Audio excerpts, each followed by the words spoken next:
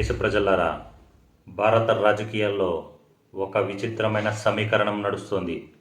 ఒకప్పుడు రాహుల్ గాంధీ అంటే political seriousness లేని వ్యక్తి అని, పప్పు అని, పోరాట పటిమ లేని నాయకుడని ప్రత్యర్థులు తీవ్రంగా విమర్శలు చేసేవారు. ఒక రకంగా ఆ విమర్శలతో ఆయన ఇమేజ్ డ్యామేజ్ చేయడంలో ప్రత్యర్థులు సక్సెస్ అయ్యారు కూడా.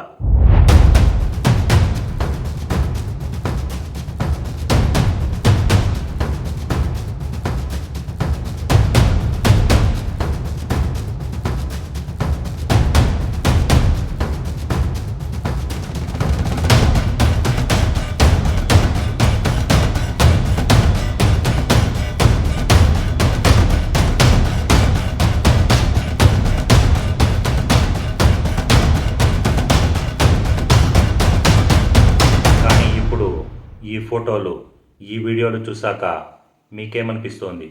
రోడ్డుపై పోలీసులు ఈడ్చుకెళ్తున్నా, బస్సుల్లోకి నెట్టేస్తున్నా అస్సలు తగ్గకుండా రాహుల్ గాంధీ చేస్తున్న ఈ వీధి పోరాటాలు దేనికి సంకేతం?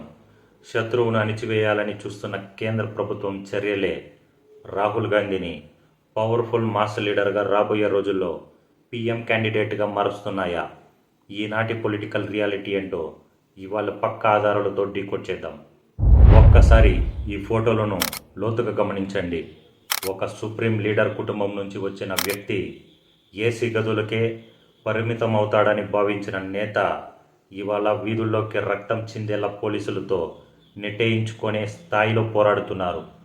నిరసనలకు దిగడం, అరెస్ట్ అవ్వడం, రాత్రనక పగలనక రోడ్ల మీద ధర్నాలు చేయడం, ఇవన్నీ ఒక సాధారణ యూత్ కేడర్లో నూతన ఉత్తేజాన్ని నింపుతున్నాయి.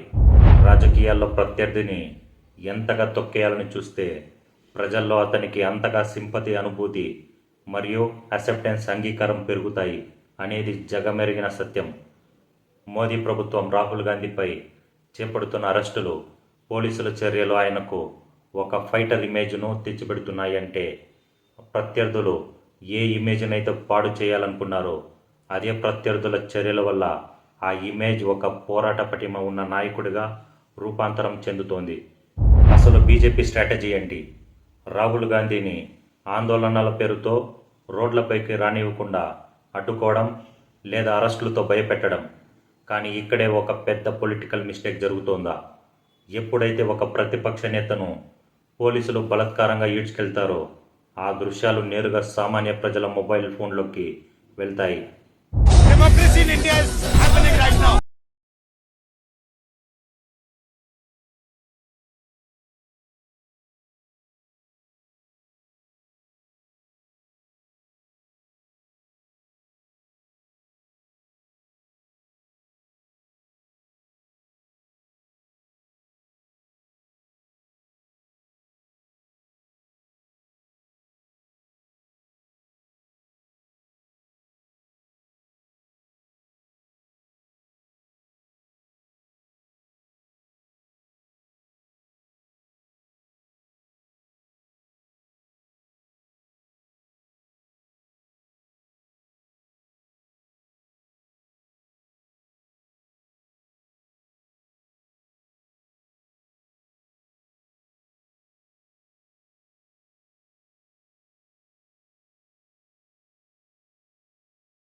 అయ్యో, ఒక దేశపు ప్రధాన ప్రతిపక్ష నేతకి ఈ పరిస్థితి వస్తే ఇక సామాన్యుడి పరిస్థితి ఏంటి అనే భావన ప్రజల్లో బలంగా నాటుకుపోతుంది.